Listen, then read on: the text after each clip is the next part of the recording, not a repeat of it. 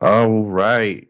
Javar, what's up, man? We're back. Another episode. It's been another almost month, I think, since we last spoke about NBA, man. A lot of things have happened. How you doing over there, first of all? And I'm ready to get into it. We got a lot of things to discuss. I'm doing good, man. I'm doing good. Can't complain. Things at work picking up for me personally. Um, NBA wise, my my Lakers pissing me off, so I Yeah. had to put the NBA on ice a little bit. But I've been keeping up. I've been paying attention. But Yeah.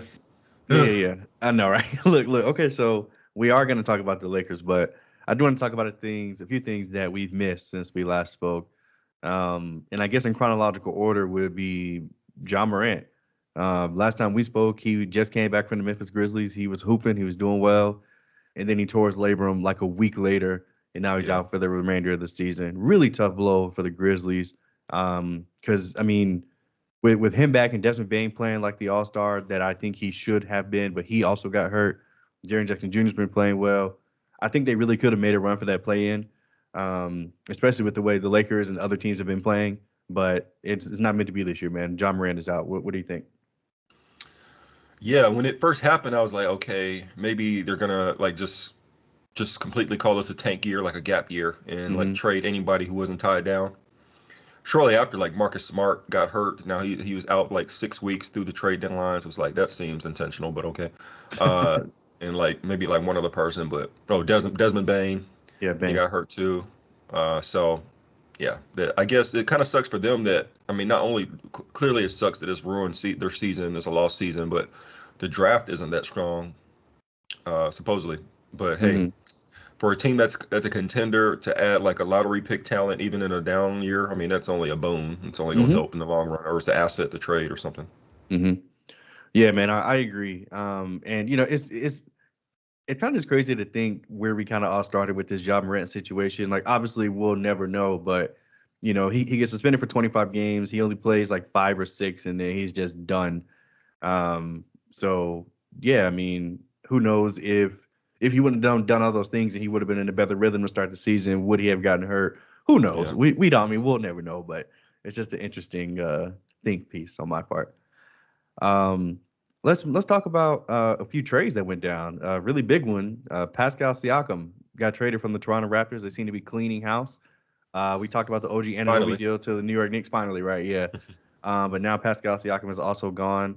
They traded him to the Indiana Pacers with for Bruce Brown and a few others. I really can't remember the package, but those were the two names. It's been a while since both of them have been in their respective cities. What do you think about? Let's start with the Toronto Raptors first, and then we'll go with the Indiana Pacers. Well, the Raptors, I mean, they're kind of still about where they was before the trade, kind of just mediocre. Um, I mean, right? I don't think it's really changed their outlook very much. I mean, if anything, it's kind of been just lateral moves. They traded some veteran players who, or some guys who were coming up on extensions or contracts due for kind of replacing their production. hmm You Like know, RJ Barrett kind of replaces Siakam in a way, and mhm, quickly as well. And then I'm sorry, quickly was for Ananobi. yeah, Um, and they got Bruce Brown, who they might flip. So yeah, I think the Raptors made out okay, all things considered. If they would have traded Siakam last season, I feel like they would have got a big package. But for some reason, hmm they didn't want to do it. yeah. The Raptors are interesting because it seems like they're going into this new phase with their franchise where Scotty Barnes is their guy. Like they're putting all their chips on Scotty Barnes as their number one guy. I don't see it, to be honest, and I'm not saying that to be negative or pessimistic, but I don't see like Scotty Barnes being like the future of my franchise. Now he Well, has he's got the drastically talent. improved. No, he's a good player. I mean, at his ceiling, he could probably be a 25 plus point per game guy in this league. That's just that. But like, I don't think that he could ever be the MVP of the league. I don't think he could be the best player on your team to win a championship. And it seems like the Raptors are positioning their team for Scotty Barnes to be the guy. And I just think that's kind of like a weird direction. That's just my opinion. Do you disagree with that? Um, I feel like that. Masai is the GM. I feel like he's a Masai little too Ujiri. smart Hmm. to just go with that. To me, it seems more like, okay, he's a building block. He's our best player now, but hey, if somebody comes available, like similar like how they did for Kawhi, they could try to make a move and build a championship team that way. Okay. I could see Barnes being like a second or third best player type guy. Right Yeah. now, with his talent, more like a third, but if he develops, maybe he could be a number two.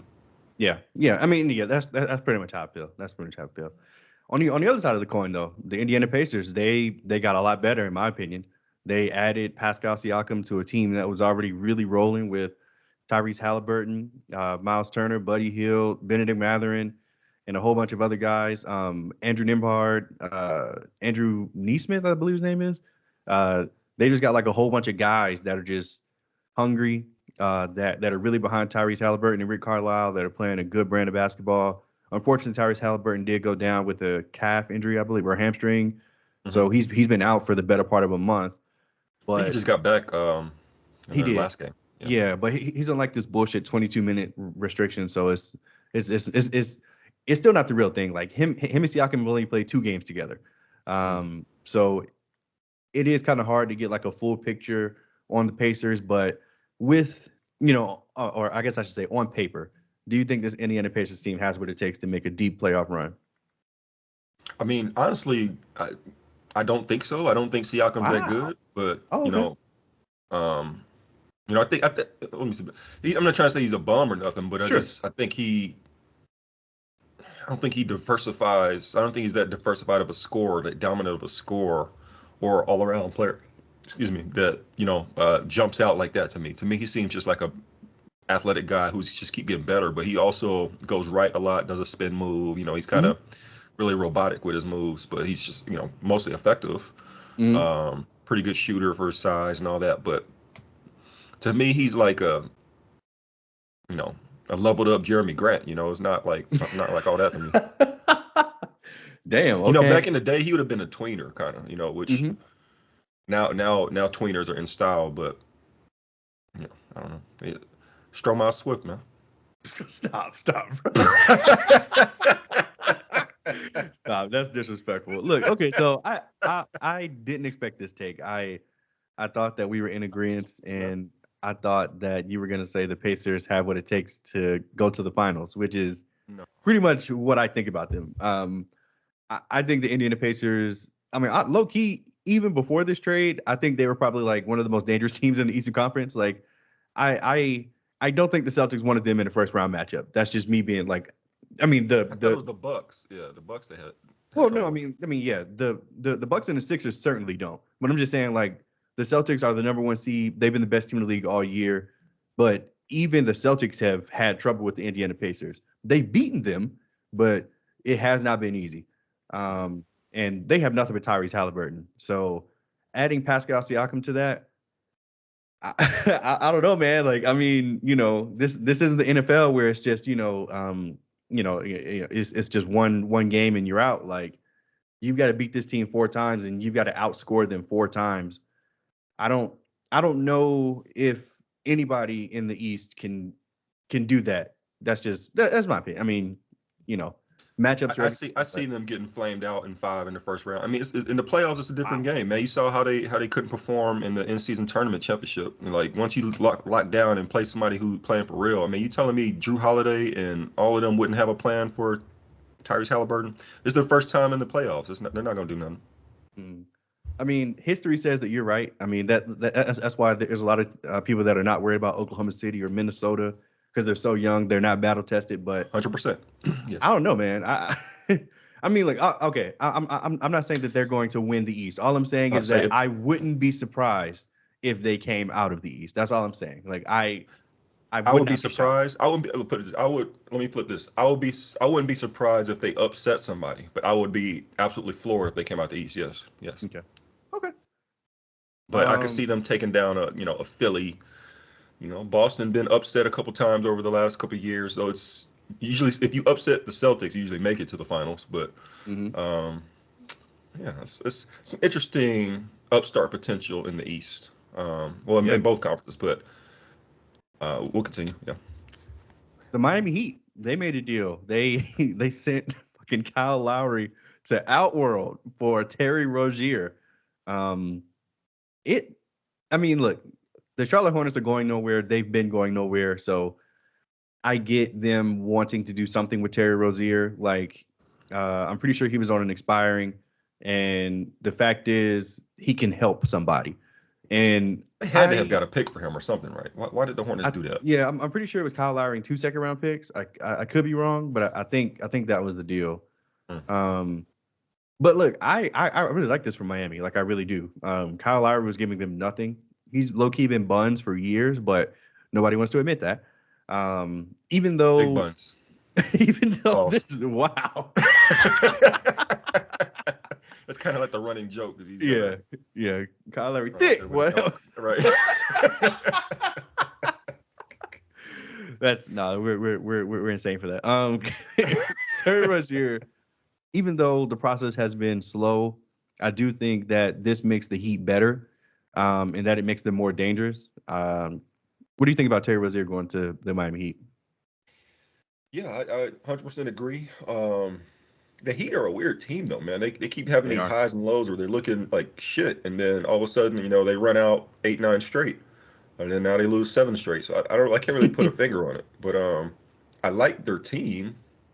Obviously, for what compared to what they were last year, I feel like they have some additions. Obviously, with Rozier, with the rookie Jaime Jaquez Jr. He's been fantastic for them. Jimmy Butler's been kind of creaky. Like he Mm-hmm. just play when he want and just hasn't always looked great. But I'm not fooled by that because he'll hit the playoffs and he'll level up 3 times. So Yep.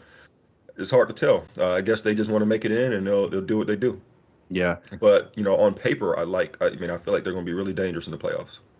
Yeah, I agree. I mean, the Miami Heat are one of those teams that you never really know what you're going to get in the regular season because they just don't care. And it's blatantly obvious. Like they're just trying to band-aid it and put tape over it so they can make it to the playoffs as healthy as they can be. And Weren't then, they like just you like the said, number one seed like 3 years ago, 3 years yeah, ago? they were. Yeah, they were. Literally, they were. With basically the same core. The So same team, yeah, yeah. I don't know.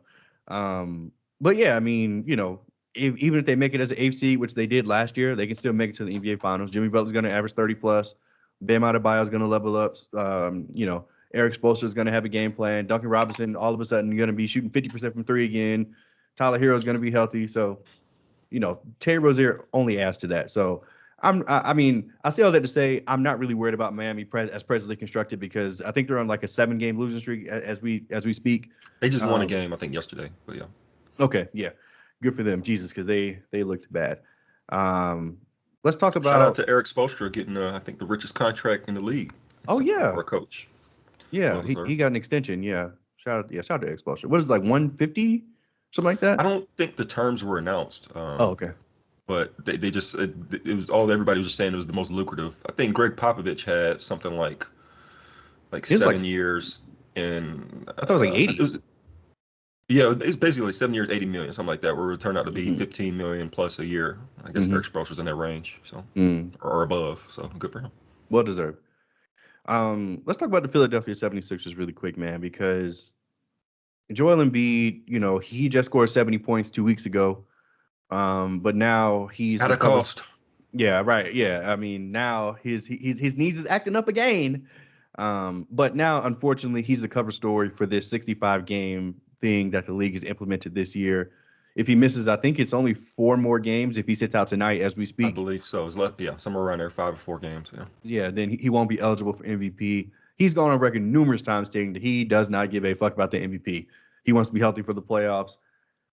However, Which can't it be true seems because he's it putting can in be, yeah. incredible work to average 30-10, every game. He had like some crazy streaks of Hmm. consecutive 30-10. Like to Hmm. actively try to do that, you got to be trying. You care.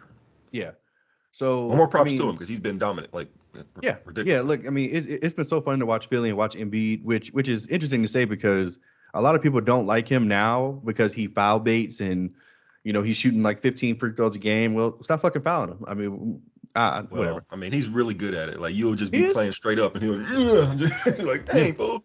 Yeah. So Yeah, but look, man, he's averaging a league best 36 points a game. But he's just not healthy. I mean, that's just the bare bones. Like if you watched any of that Golden State game this past Tuesday where they tried to roll him out there, he looked pathetic, man. He could barely move, he could barely jump. And then he ended up getting hurt when Kaminga fell on his knee in the game. So there's all this talk about this 65 game thing and is it good or is it bad? Um, what are your thoughts on the league mandating this 65 game thing for these awards? Because I'm pretty sure it covers all NBA and like the individual awards, MVP, Defensive Yeah, Player of the Year, and all that. So, all the end of what are your season thoughts awards. on that? And then we'll get into the Sixers as a whole. I'm surprised you didn't touch on him ducking Oh, Jokic, but Jokic? I guess it's legitimate if he's legitimately hurt. But at the Yeah, time that that caused a big controversy because he hasn't played Jokic in Denver in like the last 4 years or something like that, right? since It's 2019. always something that comes up, so it's interesting. I Yeah. think even the Mike Malone called him out. Which, by the way, it just came over the wire that the Sixers were fined 75,000 for that, Yeah. because that was on the ABC Saturday night game, Hmm. which I did not watch because everybody was injured for the Sixers. Yep. All right, so the 65 game minimum. I mean, it's sad that it's come to this point, but I feel like if you don't play a certain amount of games, you probably shouldn't be eligible for awards. But they're kind of picking and choosing who they want to apply that to. Like Hmm. say like last year, Steph and Giannis, they played just about as much games as AD, and they got recognized for All NBA, but AD gets no recognition. Everybody just assumed he's going to be hurt and miss the 65 game threshold, or he's in good shape now. Fingers Hmm. crossed. Yeah. Though he's out tonight. um, for I think what second straight game.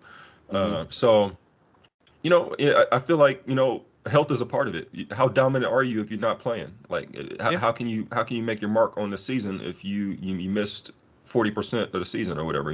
It's unfortunate, but that's how legacies are built. You have to be there. You got to be able to play. You got to be available. I mean, T Mac could his there's so many stories of players that their careers were injured. I mean, we're sorry, ruined because of injuries, or they weren't recognized to their full potential, whatever the case, because of injuries. And that's just unfortunate, man. That's just a part of it. The ones that carry the torch, that carry the flag, are the ones who are lucky, or have incredible health, can stand through the test of time. If you can only play 50 so games before you get hurt, Kawhi, I guess AD, Zion. yeah, whoever, I feel like that's important. Like, so it's unfortunate if it's because of injury, mainly, but we've had too much of the load management, or guys just not want to play, or whatever, second night of back to backs. Well, if you're gonna keep missing all these games, it should like count against something. So I'm okay with it. I feel like that's where earlier in the season you have to like, you can't just be all cavalier about missing games, and because it'll bite you in the butt later in the season. Hmm. Maybe there should be some kind of exceptions for legitimate injuries, but even then, where's the line? You Yeah. can't be playing 40 games and still be eligible for All NBA, in my opinion. Yeah. I mean, I really don't like the rule, but I mean, I agree with it because, like Michael Jordan used to play 80 games out of 82 most seasons. Um, you Remember know, how many times Kobe used to play hurt? yeah, man. Yeah. To his Maybe, detriment. but say To maybe his to his detriment. detriment, but He as a would go out fan of there. the game, I mean, I want to tune in, or I want to go to a game and feel comfortable that the guys are going to play. Like, Hmm. thank goodness I didn't sign up for the Hawks game. Yeah. Because LeBron barely wanted to play and AD didn't play. It's just like, like, why would you want to invest in as a fan, as a consumer? Like, from our point of view, why would I want to go to a game spending buku money, because these games are getting crazy expensive They are. for like a family of four? If I had kids and wanted to take kids to the game, I'm spending damn near a G, Hmm. on tickets alone. And Hmm. how pissed would I be if I do that and the stars aren't even playing, or they're dicking off here? So Yeah. I think it's good for the game, like the league as a business, because they Hmm. have to account for that. TV ratings are declining like crazy. I mean, yeah, I mean, you just don't know, and it's there's a couple different problems. I'm gonna go on a little rant when we talk about all the scoring, because I feel like that's become a little bit of an issue too. Like, as a viewer, we just have to make this more appealing. We want our stars to play. We want drama in our games. We want guys to be playing defense and actually trying. Hmm. So I'll get off my high horse, but yeah, I just feel like that. It's unfortunate it has come to this point, but over the last 5 to 10 years, it kind of feel like the league kind of handles forced here. So, real quick, I do want to talk about the Philadelphia 76ers because as Joel Embiid has been having this dominant season, Tyrese Maxey is going to be an all-star, probably revealed later today as we speak. They still have guys like Tobias Harris, Kelly Oubre, guys that have some name value in the league. Do you still think the ceiling for this team with Joel Embiid playing as good as he is second round and that's it? So first of all, have we heard any update on Embiid, like when how long they're expecting him to be out, like for real? Not today. I mean, yesterday he was out for today's game, I believe, and then he's going to be reevaluated. But I don't think he's going to be out for an extended period of time. But They news haven't could come released the in MRI any results. minute. Yeah, news could come in any minute. I don't know that, or we don't know that yet. Well, okay, assuming he's healthy and Yeah. yeah, everybody's healthy and able to make it to the playoffs intact. Hmm. I still don't. I still kind of look at them as like conference finals is like the best they can do right now. Mm. So I would imagine they'd be. I mean, and I have heard them in trade rumors. I'd imagine they'd be looking for try to make another move. Hmm. But I don't know if there's anybody out there that can help them like that, Yeah, unless I agree. somebody just pops up.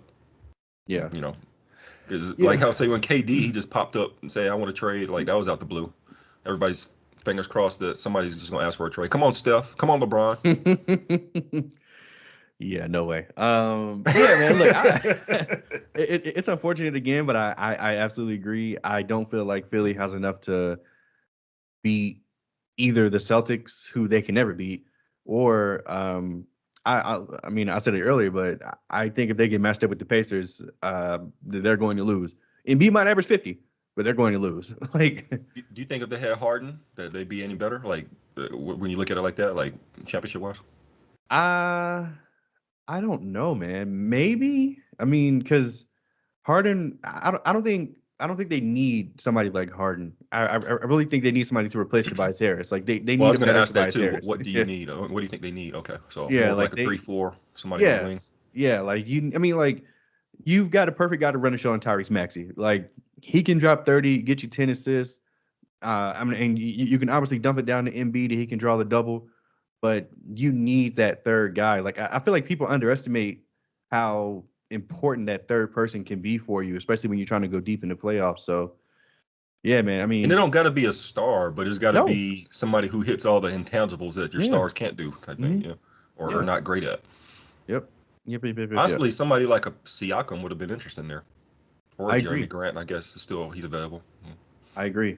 It was interesting that they just didn't do anything. Well, or they haven't done anything yet. There's still plenty of time. Actually, Anunoby would have been perfect for the I Sixers. I agree. Low key, he'd have been a really good addition for them.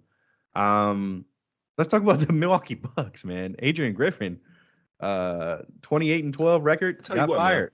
I sniffed that one out from the beginning, didn't I? Yeah, I was we like, talked about it. some, you just don't hear about a coach leaving right before the season start, in Hmm. the manner that it did, an assistant coach it is. Terry Stotts, you mean? Yeah, Terry Stotts, and it just from that point on, I've been had my antennas up, and they've been complaining about the coach and complaining about how they play for weeks and months. And credit to the Bucks management, they actually trying to win, and they're willing to pay Budenholzer and Adrian Griffin and still get a third coach. Like they must got some deep pockets and actually like again a will to win. They not playing. So Mhm. I feel like that was a move that had to be made. You got a young superstar in his prime, that two-time MVP, Defensive Player of the Year, already won a championship, and you got a Generational guy like talent. generational talent, and they pretty much got the bones of a team that's been a championship contender. Adding a Dame Lillard, okay, you expect the defense to get a little worse or to get I guess worse, but not bottom 5, bottom 10 like they've been, Bottom and five. their offense just has not been as good as it needs to be. For if you get a talent like Dame, you guys need to be a top 2, top 3 offense, and they've been like kind of middle of the pack. Hmm. So I haven't been able to catch any games yet with Doc coaching. I think it's only been a couple, but It's only been two. okay, so I don't know if they're playing any different, but it's hard to take over mid-season, man. So I'll keep my eye on them. But at least they have the bones. They could just be like, everything Adrian was trying to do, scrap it, and let's just go back to what worked with Bud. Y'all know what to do. Y'all just go ahead and do it, and let me just kind of do the rotations and the hype and whatever Sure. auxiliary prep. But that's probably what they have to do. Just kind of simplify it. So here's how I feel about Milwaukee. First of all, the Adrian Griffin thing wasn't surprising to me at all. Like you said, Terry Stotts left early on, but for me, it was the fact that Giannis just didn't seem to like this nigga. Like there were multiple times where they had on the court spats. Like, bro, like we can see you. Like literally, like I'm looking at you niggas arguing right now. And there were just too many Did like times Bobby where Portis almost like put hands on him or something? I don't remember that, but Bobby Portis is nuts, so I mean I guess that could happen. I'm not saying he didn't, Yeah. he didn't punch the teammate out. Yeah, Bobby Portis is absolutely insane. So I believe it if that was the rumor, but yeah, like there were just too many times that him and Giannis just got into it, and you could just tell Giannis didn't like or respect him, which is for your star player. That's kind of what we have in LA right now. But we'll talk about them in a minute. That's just never a good thing for a coach. And even though the Bucks were winning games, if you were watching this Bucks team, you can tell that they were not about to win a championship as presently constructed. That's a good call. You can tell. It was all like just Giannis just hard carrying or like yeah. a Dame game winner is like, yeah, they were just scrapping by. Yeah. And by the way, Giannis is averaging like 31, 12, and 6, and we just don't care. Like he's having I feel like it's been like this for a couple of years now. Giannis it's just Embiid, Jokic, while Giannis is like 30 and 12, great defense, but just kind of maybe we've been there, done that, I guess. I guess so. He got his back-to-back MVP, so fuck him. But those are just insane numbers for Giannis. And Doc Rivers having to come into this is and they were like tough. 30 and 13. Like it's not like they were mediocre and shit like the Lakers, number 2 but seed when he got fired. Yeah. So, but again, props to the Bucks. They knew they had to make a move. Sometimes it's just obvious. Yeah. I need to see a little bit more. I need to see a little bit more from them and Doc. Like you said, I mean, like I said, it's only been 2 games. They have lost both of them, but one game was against the Nuggets, one game was against Portland with Dame going back. So even though Portland's the worst team in the league, Portland was up for that game because it was Dame's game back. So whatever. The Clippers lost the first 6 games were hard, and now they're 23-5 since. So let's give them time. Let's see what happens. Yep. The Milwaukee Bucks, second round exit. Is there one more? Well, up 3-1. Yeah. Oh yeah. While up 3-1. Yeah. The script is fucking in. Let's talk about the Washington Wizards really quickly. Exactly. Yeah. Okay. So I'll be honest, Javar. The only reason I really wanted to bring this up is because, as an avid sports bettor, I bet on the Wizards way more than I would like to admit. And good money off them boys, huh? Well, no, that's a goddamn problem. I have not been, because they will not lose and I want them to lose, and they will not win when I need them to win. They lost to the Pistons, they lost to the Hornets. And I was like, how could you at home in the crib? And Jordan Poole, he's just a bum. He's just so bad. But that's one of the most. I think that's one of the craziest storylines of the season. Like how he just don't give a damn no more. Yeah, like yeah. It's not a talent thing. He does not care. Like he doesn't care, bro. It's actually insane. But they did fire their coach, or they moved him to the front office. Whatever. They need to do that because that nigga didn't know what he was doing. I mean, what are you supposed to do? You say run a play and Jordan Poole just come down and jack up a half court shot and just stand there and don't play no defense. It's like, how can you coach this guy? And y'all paying him $30 million a year, and GM and everybody telling you got to play him because we need to trade this dude. It's just like it's a disaster. Yeah, Jordan Poole is absolutely hilarious. Okay, I probably would have been actually like throwing him under the bus if I was the. I would have probably been calling him out. Like, you ain't about to get me fired. Hell no. That's just a quicker way to get fired. You can't do that to a star. Who you think you are? He would have been riding a bench, something like. I don't like. This ain't, y'all ain't about to have me go out like this. Let's go ahead and move to the Western Conference, and I guess we can. Do you want to talk about scoring or the Lakers first? I'll leave it up to you. Just this mass and scoring with Cat scoring. Let's talk about the score. But one thing, are you sold on the Knicks yet at all? I mean, obviously Julius Randle just got hurt, but like you talk about the Pacers being like somebody that'll hurt, surprise somebody in the playoffs. The Knicks aren't that type of team.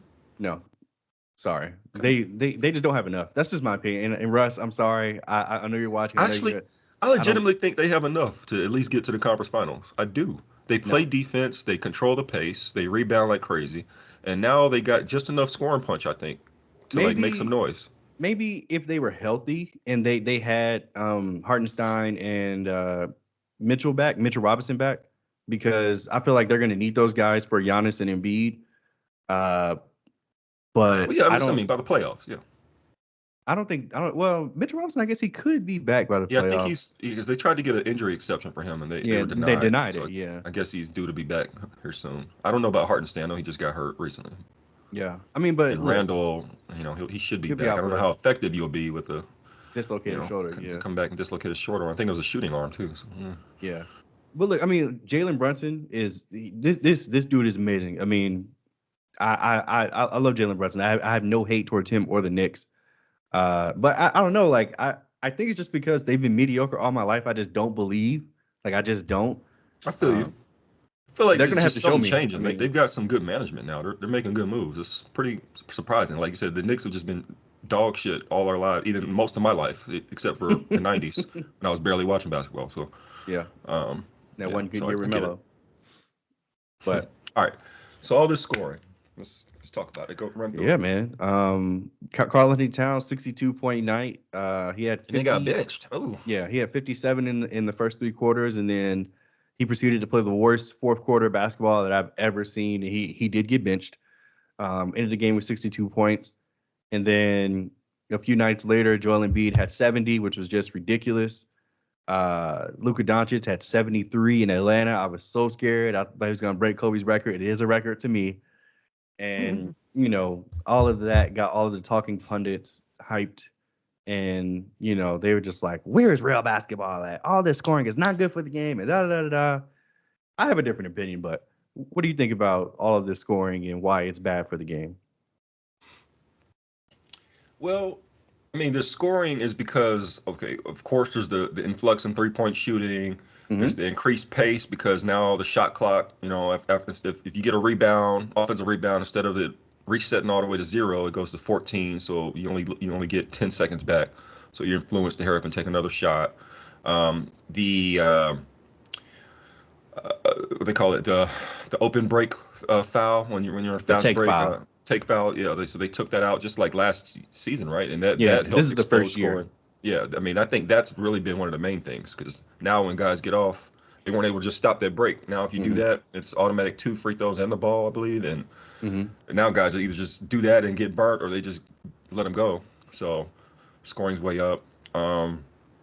It's I guess it could be looked at as fun for some people if that's what you want to see, if you want to see all the highlights.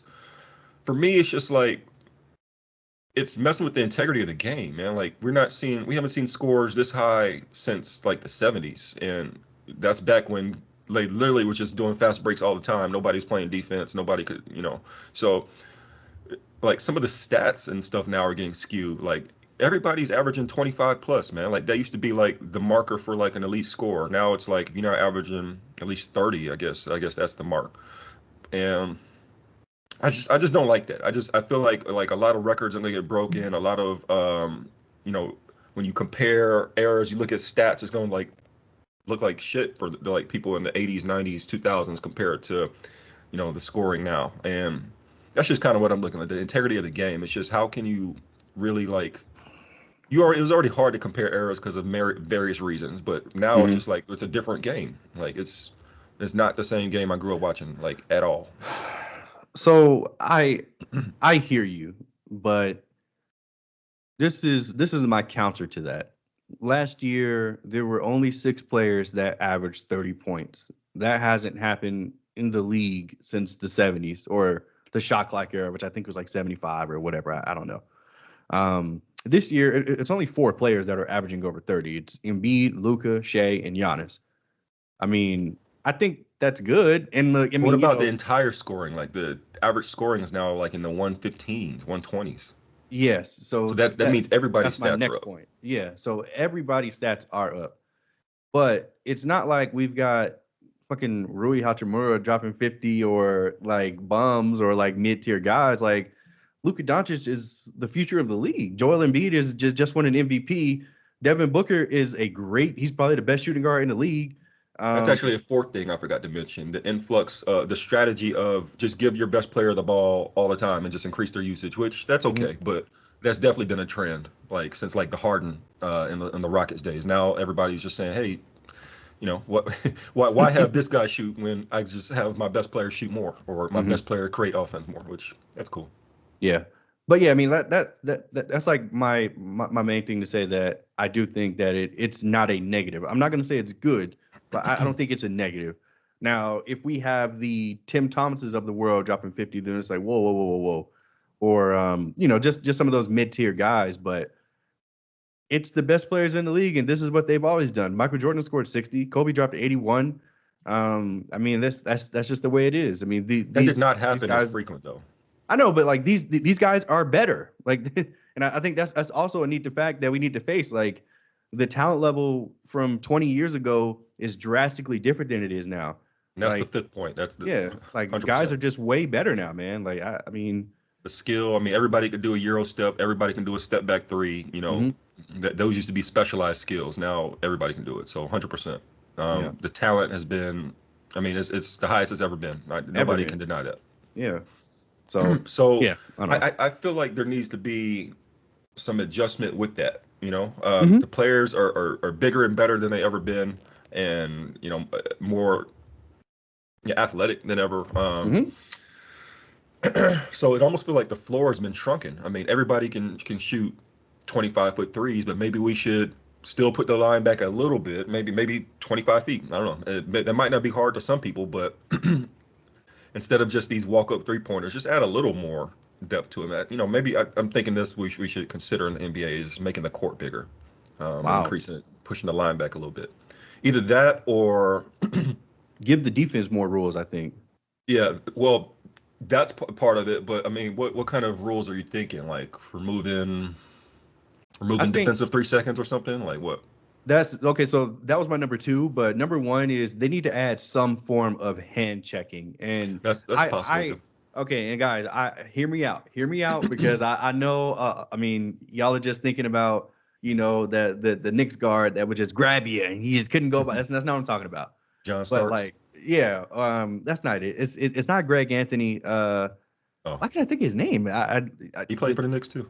Yeah, brown mustache. I literally can't think of his name. Anyway, whatever. Um, Not Allen Houston. no, hell no, no, no. He was no defender. Yeah, this is part of those '90s Knicks teams that went to the finals. Yeah. But anyway, yeah, like I think that there should be some form of physicality allowed for the defense, because now, and I think the easiest example for me is Shai Gilgeous-Alexander. Like, you can't touch this guy when he blows by you, or it's an automatic foul. And And if you touch him at all, he raises up for the foul. I yes, mean, it's and just like guys like him and Embiid are just too good. I cannot stand that. There needs to be something. I'm not saying that you should be able to just grab him and steer him where you want to go, Yeah, but no, like no a Shaq, no Shaq forearm, action where you yeah, holding like on to him. something. Like there's got to be something where guys can fight back, because they're just getting absolutely torched. Because you just can't do anything. Like, they're too quick for you to move your feet and stay in front of him. Now look, in the playoffs, you get away with it. Like, you can certainly grab and hold and stuff to an extent, but in the regular season, it's a wrap for most defenses.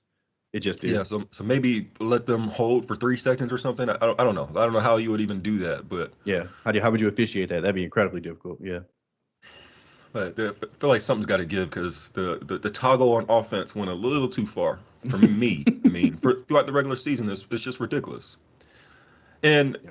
okay, maybe this me being a little too protectionist of my childhood heroes and stuff, but like how you said with, okay, if Luka gets 80, okay, he's that guy, okay, he's good enough to do that, but like I don't know, man. It's just something rubs me the wrong way about all these guys getting 60 and 70. That's just that should only be like when you look at the list before like the last 5 years. If you look at that list, those are some of the greatest players in history of the game, the greatest scorers in history of the game. Now you got Carl Towns in that list, and like who else? Like, come on, what's happening here? Devin Booker, Donovan Mitchell, Donovan Mitchell. 70 points. Yeah. So, Come on, man. okay, whatever. let's move on to a more interesting and not depressing subject: the Los Angeles Lakers. Holy shit. We I'll are let you in a cook. world of trouble. Like we are one game under 500, about to be two because we face the Celtics tonight with no LeBron and AD in Boston. And we have so many issues, but as I've stated to you and Courtney in the group chat, I think the biggest issue is Darvin Ham, and it's so sad because he has to go. He just has to, man. He just doesn't get it. Um, to only play the lineup that got us to the Western Conference Finals for a total of 4 minutes before last week is just criminal. Like it just What do you is. think is going on with that? I mean, you had a little excuse when Vando was hurt earlier in the season, Vanderbilt, Jared Vanderbilt, but I, that doesn't I really feel make like sense that we've only played them before, like this past weekend. We only played them like 9 minutes together or something like that. I keep hearing. mhm. I Uh, feel like the biggest thing is that he promised certain guys minutes, or maybe like management did. Like, Torian Prince, yeah, Torian Prince, yeah, like brother, Torian Prince he's not. has never averaged more than like 24 minutes a game, and he's averaging 32 for us. You know, I was excited about that signing because I think he's a decent player, fits, 3-and-D type of player. But goddamn, bro, like, yeah, we're playing this man like he's actually like, Good. yeah, like he's like just dominating or something. Like if he's shooting like 45% from three and just averaging 15, okay, we got to have him in the lineup. But he has a couple goose eggs and he has some terrible nights and he's still getting his 30 minutes. It's incredible. Before Cam Reddish was in the same boat. Yeah. And luckily Cam got well. I don't want to say luckily because But, that's not what I mean. But Cam got hurt, and we have been like we were low key on a roll. Like I think we were 6 out of our last 4 games, and then yeah, Small victories, I'll take it. yeah. I mean, look, man, we got to take what we can Four out get, of right? six, I'll take It's it. it's insane because LeBron and AD, this is the healthiest that they have been together for this Lakers stretch since 2020. And I'm pretty sure AD has played the third most games this year, aside from like DeMar DeRozan and one other player. I can't. Maybe it's Kobe White. Like I think like Yeah, those I two think he led guys. led the league in minutes or minutes per game too for a while. Yeah, those two guys have been the healthiest, and then it's been AD. So he's gonna miss his third or fourth game this year. But I mean, he's been a rock for us, man. And LeBron, 39 years old after 25 points, like what more do we want from these guys? Like I feel like they're more than holding up their end of the bargain, but coaching and aside from these 2 weeks, we basically got nothing from D'Lo. Um, Austin Reeves is in and out of the lineup. We just won't play Vando or Rui Hachimura more than like 15 minutes.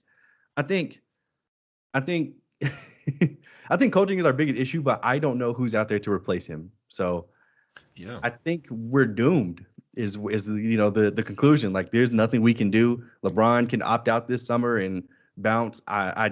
He won't, but I think he's going to hang that over our head. And yeah, man, the Lakers are doomed. I mean, it's hilarious because I genuinely believe that if we were to make it to the playoffs and we get in a 7-game series with anybody besides the Denver Nuggets, I think we could win. Like that's like a genuine delusion that I have. It may not be a delusion, but if we're fully healthy, we get in a 7-game series. I really think that we can lock in and beat any team in this league aside from the Nuggets. But I don't think we're going to make it. You don't think they're gonna make the playoffs? No, bro. We are not a good basketball team, bro. We're not. We are not a good basketball team right now. So, what do you I think about mean, the Los Angeles Lakers and everything I said and blah blah blah? Yeah. 100% agree with everything you said about our problems, the coaching, how things turned out. I mean, before this season, we weren't the only ones. A lot of people were pretty optimistic about the Lakers, actually, for once. Yeah. A lot of people thought we'd be fighting for a top four seed or, at least top six. And most consider the Lakers championship contenders before the season, but it just has not. I mean, okay, they were okay up until December. So it was like right when they won the in-season tournament. They just fell off a cliff and just haven't had that fire. It's almost like something must have happened or something. There was some kind of argument or something. Like it's got to be something behind the scenes we don't know because it just seems like they just lost so much respect for Darvin Ham. Darvin Ham lost the plot. He can't find anybody who wants to play for him other than Torian Prince right now. Um, and just coming out bad, like bad lineups, bad game plans, bad strategy. Like we're just leaving guys open for three like crazy. Even if once they hit like five in the game, we're still leaving them open. It's like we're not adjusting mid game, and it's disheartening, man, because this was a team that all the bad shit that happened last year, but they were able to get it together and they go like what 18-7 after the trade deadline, rallied together, played hard. A lot of the time, a lot of those games, LeBron was out actually, and they still was able to make a run and get up to the seventh seed, and made it to the Western Conference Finals. And through the playoff runs, we saw Darvin had, he was making adjustments from game to game, mid game. I was actually kind of impressed with some of the coaching he did in the playoffs at a certain point, until we got to the Denver series, and he just, he just kind of he waited. It was almost too late for he tried to do anything. But all season I was kind of off on Darvin last year, but the playoffs I was like, okay, he's showing me something. He's getting a little better. So I had some optimism that in year two that he, will continue to grow, and we build on the things that we were successful with last year. But for some reason this season, man, it's just kind of threw all that out the window. Within like a week, he had Austin Reeves coming off the bench and blah blah blah. It's just just doesn't have a grasp, and it seemed like he's kind of lost the team. I mean, again, outside of Torian Prince, it doesn't seem like anybody fucks with him. I mean, have you been listening to or seeing some of the post game comments and how they kind of roll in their eyes when they ask questions about lineups, and they just say it's on coach, man. I don't know, or LeBron's out here doing subliminal tweets and calling every coach out there great, Ty Lue and Eric Spoelstra and all these other coaches. He's slurping them, but we got nothing to say about Darvin. Other than like ice grilling them or not listening in the huddles. It's just it's ugly, man. So on one hand, so we had the Bucks where they saw this. I don't think it even got this bad in Milwaukee, honestly. I don't know if it did publicly, but I think privately it did. Okay, maybe. But they've got the balls to. They already are paying Budenholzer because they fired him when he was under contract. Same with Adrian Griffin. So they're paying three coaches right now with Doc Rivers, and maybe they just got the money bags. And Jeannie, it's a mom and pop shop. They tried to get the personal protection loan, the business loan back in the COVID days. You know what I'm saying? The PPE, yeah, and trying to get these 0% interest loans. They need the help, man. So maybe they just got to try to raise some money, or she should ask LeBron if he'll pay the salary or something, because I don't know. If LeBron actually has more money than Jeannie. He's like worth more than the owner. That's pretty crazy. That is crazy. So I guess just I don't know, man. I don't even think they're gonna do nothing. I will be surprised if they fired Ham at this point, and they might make some minor trades, but I don't see them doing nothing big. I don't think there's anybody out there, because again, the coaching has to be addressed. I'm not 100% sure that there's anybody out there available that we can trade for that is going to make a difference and get them above the level they are right now. Maybe if they get a DeJounte Murray or something, they could get into the play-in and like confirm their spot, but they're in play-in contention right now. You don't think they're going to make it? I mean, so you think the Rockets or the Jazz are going to both bump them out, or the Warriors or something? I mean, yeah, I mean, a lot of these teams looking kind of pathetic too. So yeah, it'll be one of those three teams. I mean, my money's on the Warriors, but I mean, we'll talk about them next. But yeah, I mean, look, Utah is one of the hottest teams in the league right now. Annoyingly, because I was hoping that they would be open to trade marketing. They have.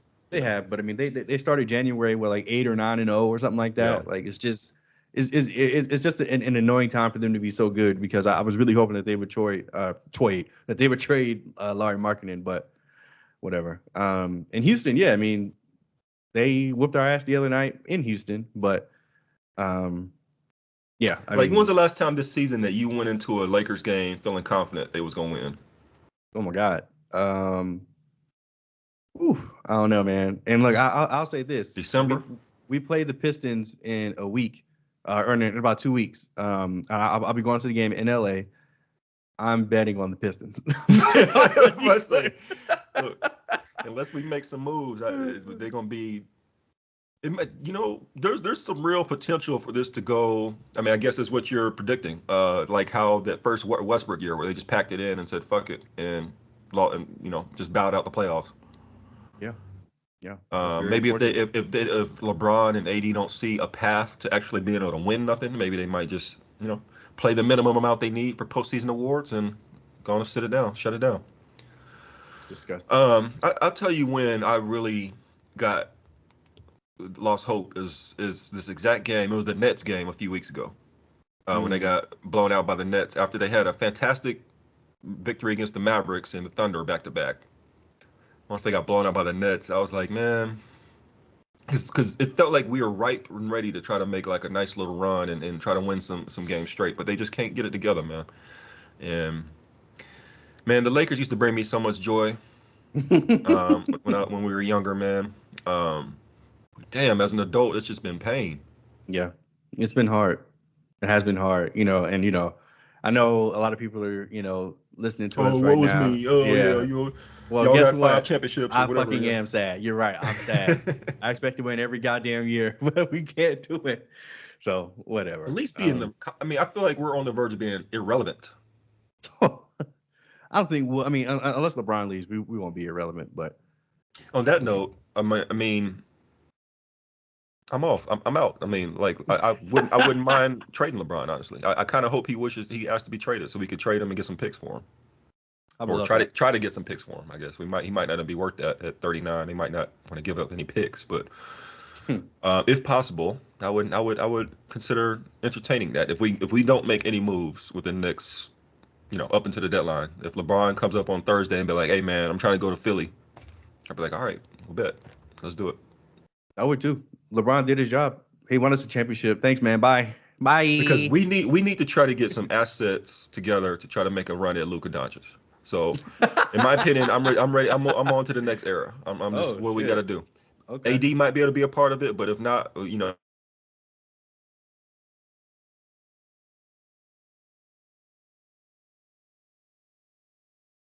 Oh snap. Are you back? yeah, you back. Yeah, kind Oh, of broke okay. up for a second. Sorry, thought my internet went out. But yeah, go ahead. Talk about Luca. No, I'm Our just saying. plan. Well, we haven't really didn't touch on the Mavericks, but they started off pretty good, but now they're kind of falling behind. Kyrie Irving's only played like 10 games this year. I feel like he always hurt. He's played Um, 20 something, but yeah. okay. Um, and kind of just seems like their magic is running dry a little bit, man. So anybody who's a Laker faithful or big market faithful, we're all rooting for the Mavericks downfall. It is That's what it is. hilarious. That is Mark Cuban hilarious. already sold out. He know what's going on. He sold his stake. He know Luka trying to leave. So let's transition into the actual NBA trade deadlines coming up on February the 8th. Like you said, not really many moves to be made, at least not like super obvious ones. Because Yeah. I feel like in past years, it's been like, okay, this guy's absolutely going to get dealt. This guy's going to get dealt. But now, like, is is the biggest trade DeJounte Murray to the Lakers? Like, is that like the biggest thing that we can look forward to? It's kind of crazy. I don't know. Is there anybody else really, really trying to get him though? Because Exactly. Yeah. I don't think I so. don't know how much he'll help the Sixers. I don't see why the Knicks. He's linked with the Knicks. I don't see why they won't want him. Mm-hmm. Um, so it does seem like the Hawks are ready to make a move, but if it comes down to it, it's just the Lakers are really the only bidders. Would they do it, or maybe they just really don't want D'Lo or Austin Reeves or whatever? Would you do? You would do DeJounte for Austin Reeves? You're still there? Yeah. Yeah, I would. I mean, it would hurt, but Austin Reeves is such a liability on defense, man. I've just seen too many games where I teams are don't know just what zeroing in is on him. happening. Like, how did this happen? Where he's like one of the worst defensive players in the league now? Like, Trying to tell I you, know man, we didn't people. see this the last couple of years, and now it's just like, and it's I crazy. think. It's almost just like people just be shooting over him. It's not like Mhm. he's just getting bully ball all the time, which he does sometimes. But it's not like it's just like, damn, bro, you can't stay in front of him at all. It's just like he's always there putting a hand up. He's just getting jade and just getting scored on. I'm trying to tell you, man. It's simple. It's really simple. Oh hell no, pasty. Oh hell no, white boy. Yeah, exactly. Just Like they just niggas is like, okay, you got paid, white boy, but hold on now, finna cook you. It's really because he's white. Like you him, huh? yeah, exactly. Like it's that simple. It's that simple. He talked all that shit in the playoffs. I'm him.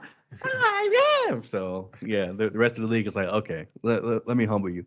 And boy, have they been, because I mean, brother, like Jalen Green was on his ass in Houston, like on his ass.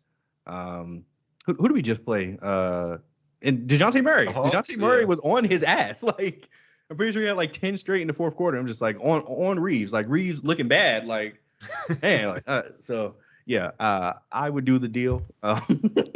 There's no point, but I mean, look. It's like I said. Like we have so many issues. I'm not trying to make this about the Lakers, but the Lakers have so many issues. Just getting rid of Darvin Ham is not going to solve everything. Just trading for DeJounte Murray is not going to solve everything. So, yeah, we're doomed. Other trades out there, though, yeah, I mean, I would like to see the Warriors do something with Jonathan Kuminga or Andrew Wiggins. Because I heard this trade yesterday. I think it's from First Things First, Chris Broussard. Would you trade LeBron to the Warriors for Clay and Kuminga? Hell no. Hell no. No. I mean, I would need picks. Like, I would need 3 first-round picks, then yes. But 3? Come on. 3 first-round picks. I'm not 39-year-old Bron. Come on, man. I'm not trading. Clay is ass. Man. Clay is ass. He is ass, but maybe we could re-sign him for the low. Like, not on some 40 million, but like what? 15, 20. He can barely shoot anymore. To do what? He can't defend. He can't move. He can't shoot. Like, what? Right. No, I don't want Klay Thompson. No. Now, if you throw in those 3 first-round picks, then yeah, okay, you got to deal. Okay, instead of it'd have to be someone like Clay for the salary to work. Yeah, never mind then. Yeah, I'm sorry, Clay. I am completely out on Clay. What if he asked for a trade to the Warriors? LeBron? Yeah, and that was like the best they can do. That was like the best they can do. You're walking, man. I'm not taking that. You're okay, walking Clay, for free, bro. Moody and Kuminga. No? Okay, yeah, okay, that's better. Okay, Moody Kuminga and 1 first-round pick, then yes, I'll do it. Yeah, then that's more doable. But I mean, I'm not taking Clay, bro. Oh man, it is unfortunately over. Yeah, we still got to talk about it. Okay, so trade deadline. What the hell is Detroit Pistons trying to do with Zach LaVine? Yeah, I forgot about Zach LaVine. That's still an interesting one. What if he winds up on the Lakers? Whatever. Anyway, yeah. The Pistons, I have no idea. Like I mean, the Bulls are just trying to send this nigga into purgatory for lying about being hurt, because he's definitely not hurt. But he just don't want to play for the Bulls no more. So I guess the Bulls are just trying to curse him. I know. And yeah, I mean, the Bulls are funny. They're just like, yeah, okay, you want to get traded? I think the Bulls are kind of the key to the deadline, because they've got LaVine, DeRozan. Some teams will take him. Caruso. A lot of teams want him. They should probably trade Vucevic. So I mean, I feel like they've got some guys if they are ready to make actually blow it up. Which, by the way, side note, what thoughts on them booing old boy's Jerry Krause's wife? Jerry Krause, yeah. That was so heartless, man. It was so sad. It was so sad. It's a cold world out here, man. Cold world. It is a cold fucking world, man. It was so sad because like she knew instantly and she started crying. I was just like, oh man, y'all are fucked up. She's like, I didn't want to come here. I knew they were gonna come. Yeah, that was yeah. He used to get booed all the time. Yeah, but that's him. His fucking wife didn't do anything to y'all. Like these niggas is booing his wife as if that's Jerry Krause. Like, bro, boo your wife, boo your kids, screw your legacy, screw everybody. like, bro. Y'all gotta stop, man. Bulls fans do better. Man. Y'all got 6 championships, man. That was 20 years ago. Y'all should be cherishing those years. 30 years ago almost. Yeah, it was almost 30 years ago. Holy. Yeah. Just okay. So I don't know. It might be a quiet deadline then. Mm-hmm. Unfortunately, we'll see. Maybe the Wolves will trade Karl Towns or something. Just number 1 seed in the West. I don't know about that one. No. Especially Naz Reid. They got my cousin. They're good for it. Naz Reid has been on my fantasy team for the past 3 or 4 months. He's been hooping. Shout out to Naz Reid. You want to talk about the Warriors? I mean, just kind of wrapping up on them. There's not really. Are they in worse shape than we are? I mean, I don't know. They are. They are. Yeah, because they're not as talented. So at least we have LeBron and AD. But Yeah, I mean they're just not as talented as we are, my opinion. So is the dynasty completely over? Like they're not in the rest of the Steph era. They're kind of just trying to make the playoffs, or you don't see them being able to make a big move to getting them back right. Well, I mean, the move may not be made this year, but if they do something at the trade deadline or over the summer, and longer they have Steph and Draymond, I still think they can compete. Yeah, I mean, I mean, look, if they make it to the play-in against us, it's going to be a scary game. God damn it! So I don't know. I It, mean, it, if you were like a like card carrying Warriors fan, what would you want them to do? Like, would you want to trade Clay or Draymond? it would be heartbreaking, but it's time for Clay to go, bro. He and like this is no hate, but they cannot win without Draymond Green. They can't. I So agree. they need to trade Klay Thompson. Like I would this is gonna sound terrible, but if I was a Warriors fan, I would hope that Klay drops 50 tonight. Just so he can get that trade value up as high as he can, because it's a wrap for him. And Ironically, like a Zach LaVine, I think could help them. I agree, but I think their main issue is they need to free Jonathan Kuminga, man. He's like too good to be paying 20, 25 minutes a game. Like, but he can only play that much because he's playing behind Draymond and Clay and Andrew Wiggins, and it's just Andrew like, come on, Wiggins. bro. Yeah, they Like, feel like they gotta move Wiggins. yeah, Between Wiggins and Clay, I feel like Wiggins is probably the guy. And I don't know about the Chris Paul contract they still got. They might. He's played the role decently for them, but for 30 million, maybe they can. Since they already ain't doing shit, they might want to just get off that money. yeah, very true, So very true. interesting. Yeah, but look, man, I know we're supposed to talk All Star and all that. I mean, All Star subs, or not the subs, reserves are getting announced Reserves. today.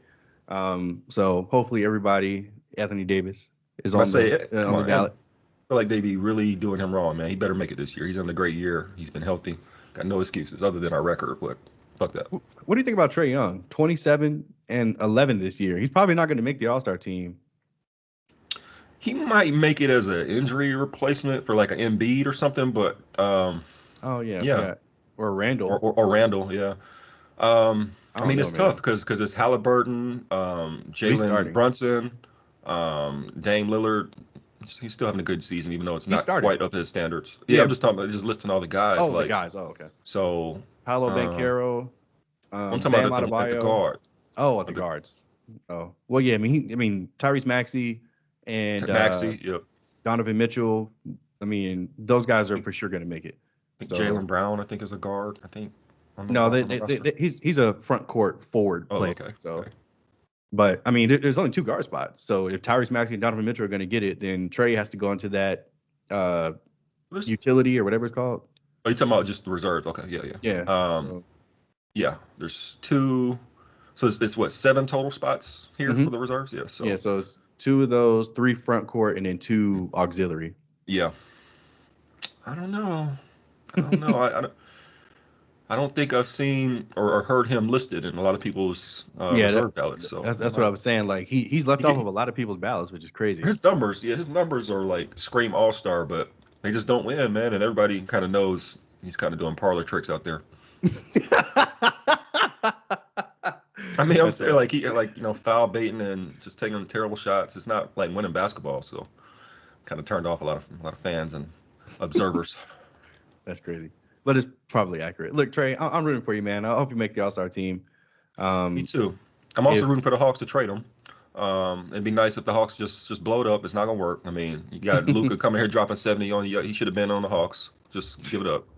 So, and they ain't doing nothing. So it's hard. It's too hard to find the perfect partner for Trey. I feel like, Mhm. um, in the Hawks' existence and what they have.